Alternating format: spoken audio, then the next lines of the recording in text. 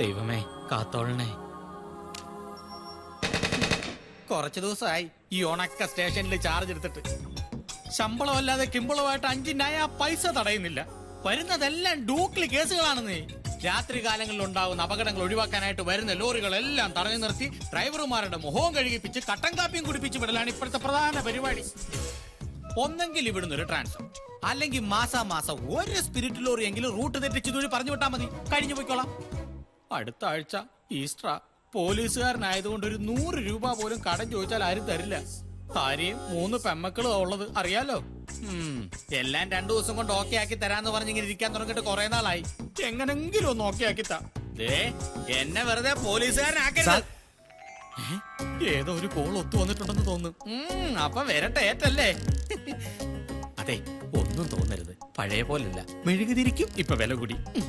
ബാക്കി താളെ കത്തിക്കാം. അമ്മണി സാറേ, യുവന്മാരാണ് കഴിഞ്ഞ ദിവസം മഹാരാജ ടാക്കീസിൽ കയറി വെള്ളമടിച്ച് ബഹളം ഉണ്ടാക്കിയത്. ഓഹോ, അത് ഇവന്മാരാണല്ലേ. എന്നിട്ട് പോലീസ് എത്തിയപ്പോ ഓടി രക്ഷപ്പെട്ട് തോട് നീന്തിക്കിടന്ന് അക്കരെ ചെന്ന് ഇക്കരെ നിന്ന പോലീസുകാരെ മുണ്ടം പൊക്കി കാണിച്ചു.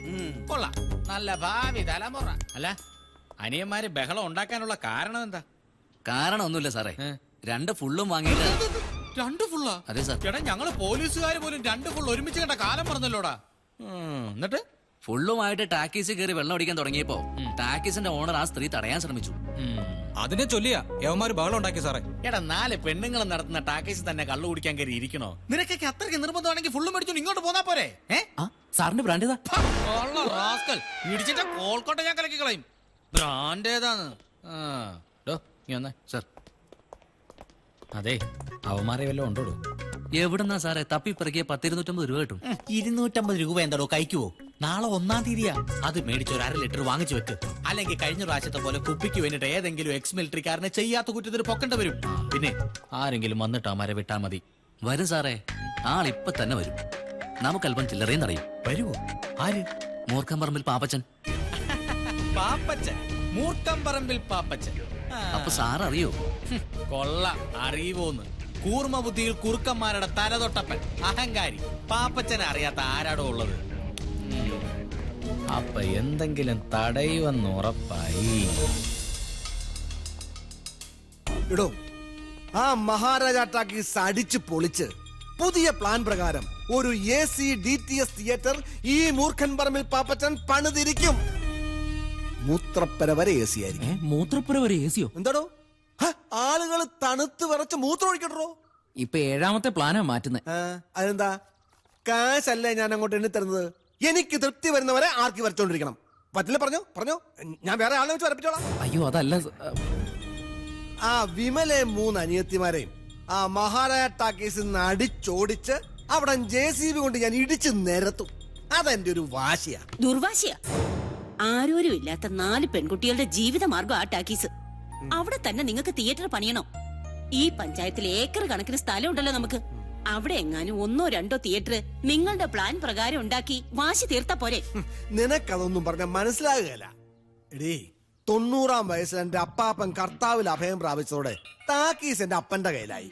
പിന്നെ അങ്ങോട്ട് ഓരോന്നായിട്ട് ക്ഷയിക്കാൻ തുടങ്ങി. അവസാനം വിമലയുടെ അപ്പൂപ്പൻ എന്റെ അപ്പന്റെ കയ്യിൽ നിന്ന് നിസാര വിലയ്ക്ക് ടാക്കീസ് അങ്ങ് കൈക്കലാക്കി.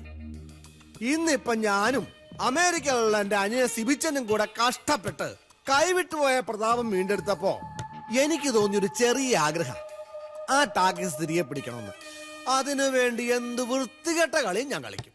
എന്റെ മാതാവേ, ഇത് ഞാൻ ചെയ്യുന്ന ഒരു ദുഷ്കർമ്മത്തിലും ഞാനും എന്റെ മക്കളും പങ്കാളികളല്ലേ? മുതലാളി, മുതലാളി, മുതലാളി, എവിടെ പോയി കിടക്കണം? മുതലാളി, സോറി. എവിടെ നോക്കിയോടെ വരുന്നത്? ഒന്ന് കോളിംഗ് ബെൽ അടിച്ചൂടെ? രാവിലെ 2 റം അടിച്ചാ പിന്നെ കോളിംഗ് ബെൽ അടിക്കാൻ തോന്നൂല. മുതലാളി എവിടെ? അകത്ത്. ദൈവമേ, മുതലാളി അകത്തായ? എപ്പോ? എടോ, അകത്തെന്ന് പറഞ്ഞ മുറിയിലുണ്ടെന്ന്. ആ, ഞാൻ വിചാരിച്ചു മുതലാളി ആ പിള്ളേർക്കൊപ്പം അന്തർലായിന്ന്. ഒന്ന് ഒതുങ്ങിന്നേ. സാർ, അങ്ങനെയാണെങ്കിൽ മുതലാളി, സംഗതി ഇപ്പൊ പ്രശ്നമായേനെ. എന്താ? നമ്മ മഹാരാജ ടാക്കീസിൽ ബഹളം ഉണ്ടാക്കാനായിട്ട് കുപ്പിയും കാശും കൊടുത്തു വിട്ടില്ലേ? ആ കരടി അജയനെ കൂട്ടരെ അവരെ പോലീസ് പൊക്കിന്ന്. ആർക്കി വിട്ടോ? ബാക്കി കാര്യം നമുക്ക് നാളെ ഡിസ്കസ്. ഓക്കെ. ആരെങ്കിലും നിൽക്കുമ്പോഴാണ് നിങ്ങളുടെ കാര്യം വിളിച്ചു പോകുന്നത്. അയാൾ എന്ത് വിചാരിച്ചു കാണും? ഞാൻ പോയി ചോദിച്ചിട്ട് വരട്ടെ അയാളെന്ത് വിചാരിച്ചാണോ? മണ്ടൻ. ഞാനാ മണ്ടനാ? ഭാഗ്യത്തിന് മുതലാളിയുടെ പേര് അവർ എസ് ഐയോട് പറഞ്ഞില്ല. ആ രക്ഷപ്പെട്ടു. നല്ല ഗുരുത്വമുള്ള പിള്ളേരാ. അപ്പൊ എന്നെ സമ്മതിച്ചാ? ഇനി ഒന്നേ, നീ വേഗം ഒരു കാര്യം ചെയ്യ. നമ്മുടെ വക്കീലിനെ വിളിച്ച് പിള്ളേരെ ഇറക്കാൻ വേണ്ടി ഏർപ്പാടൊക്കെ ചെയ്യ. Okay okay. അല്ല മുതലാളി, ആ വിമലക്കെട്ടൊരു വേല വെക്കാൻ ഇത്രയും നാളായിട്ട് കാശും ആളെ ഇറക്കിയിട്ട് ഒന്നാട് ഏക്കണില്ലല്ല. നീ കണ്ടോ, അവസാനത്തെ ബോംബ് പൊട്ടുന്നവരെ ഞാൻ കളിക്കും. എന്നാ പിന്നെ അവസാനത്തെ ബോംബ് ആദ്യം പൊട്ടിച്ചൂടി. അതൊക്കെ ഞാൻ പൊട്ടിച്ചോളാം. അവിടെ ഷോ തുടങ്ങാൻ സമയമായി. നീ ചെല്ല്. ഓ നേരെ ഇന്ന് വെള്ളിയാഴ്ചയാണല്ലോ. ഇന്ന് അവിടെ ചിലതൊക്കെ സംഭവിക്കും. ആ മുതലാളി, കടയിൽ സാധനങ്ങളൊക്കെ തീർന്നുപോയി. ആ കേശവന്റെ കടയിൽ നിന്ന് മേടിച്ചോടാ. കേശവന്റെ കട എന്നാലും കാശായിട്ട് തരില്ല.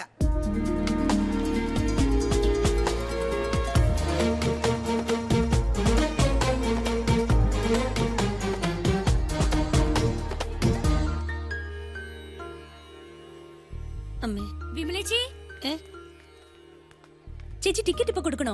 പിന്നെ മണി 3 കഴിഞ്ഞില്ലേ? ആ കറക്കണ കുന്ത്രാണ് എനിക്കൊന്ന് പഠിപ്പിച്ചിടാൻ പറഞ്ഞപ്പോ ചേച്ചി കേട്ടില്ലല്ലോ. അതിനാ സ്വാമിനാഥൻ സമ്മതിക്കണ്ടേ? എന്നാ സ്വാമിനാഥൻ പണി പറ്റിച്ചു. ഷോ അവൻ ഇനിയും വന്നില്ലേ? എന്റെ ദൈവമേ. ഷോ ഇന്നാണെങ്കി നല്ല കളക്ഷൻ കിട്ടുന്ന ദിവസമാ. എന്തുറപ്പിലാ ടിക്കറ്റ് കൊടുക്കുന്നേ? എന്തെങ്കിലും ഒന്ന് കിട്ടാൻ കാത്തിരിക്കുവാ നാട്ടുകാര് നമ്മുടെ മെക്കിട്ട് കയറാൻ. ഷോ വായാടി ജാനകി മക്കളും വന്നിട്ടുണ്ട്. വഴക്കിനുള്ളൊരു വഴിയായി.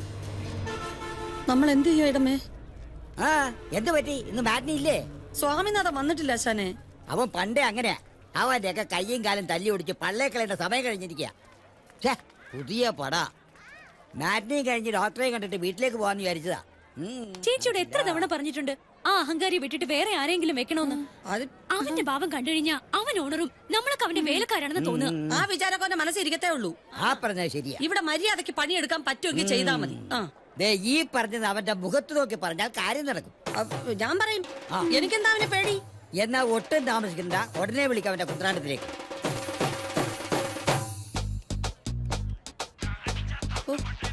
പണ്ടാരക്കാരൻ ഇവൻ എടുക്കുന്നില്ലല്ലോ. ബെല്ലടിക്കുന്നുണ്ട്. ഒന്ന് മാറിക്കുക, കാരണം ചാകാറായല്ലോ. ഹലോ ഹലോ, എന്താ നീ ഫോൺ എടുക്കാത്ത? ഇവിടെ ഒരു രക്ഷയില്ല, ഭയങ്കര തിരക്കാ. മതി മതി മതി, 2:30 തുടങ്ങേണ്ടതാ. ഇപ്പൊ മണി 3 കഴിഞ്ഞു. ഇവിടെ 3 മണിയായി. 3 മണിക്കുള്ള ഷോ 3:30 ആയെന്നോർത്തപ്പോ ആകാശം ഒന്നും ഇടിഞ്ഞു വീടില്ലല്ലോ. സിനിമാ തിയേറ്റർ അല്ലേ, ഓപ്പറേഷൻ തിയേറ്റർ ഒന്നും അല്ലല്ലോ. ഈ സിനിമാ താരങ്ങളൊന്നും ഫിലിമിൽ നിന്ന് ഇറങ്ങി ഓടുവൊന്നുമില്ലല്ലോ. ഈ ചേച്ചി പറയുന്ന ഓ, ഓപ്പറേഷൻ തിയേറ്റർ ഒന്നും അല്ലല്ലോ, സിനിമാ തിയേറ്റർ അല്ലേന്ന്. പിന്നെ വലിയൊരു നാക്കുള്ളതുകൊണ്ട് ജീവിച്ചു പൊയ്ക്കോളും. എന്ത് പറഞ്ഞു മോളെ? വന്നോണ്ടിരിക്കാന്ന്, ഉടനെ എത്തും. ഓ, സമാധാനായി. ഒരു അയൽവാസി എന്ന നിലയിൽ എനിക്ക് ആദ്യത്തെ ഷോ തന്നെ കണ്ടില്ലെങ്കിൽ വലിയ പ്രയാസാണ്. കുറെ കാലമായിട്ടുള്ള ശീലല്ലേ. തുടങ്ങുന്നതിന് മുമ്പ് ഞാൻ വരാം. മോളെ, എന്റെ സീറ്റ് ചില സീറ്റ് അറിയാലോ, ഒഴിച്ചങ്ങിട്ടേക്കണേ. അത് ഞാൻ ഏറ്റു.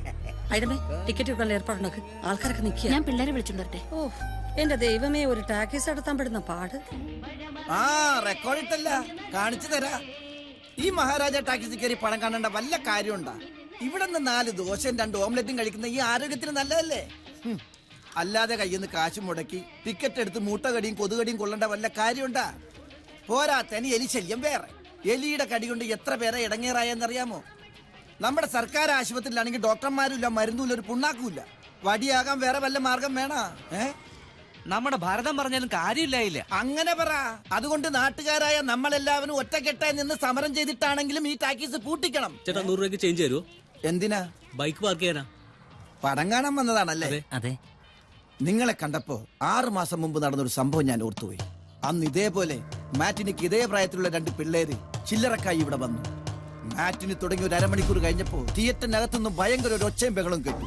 ഞാൻ ഓടിച്ചു നോക്കിയപ്പോ 2 ശവശരീരങ്ങളായിരുന്നു.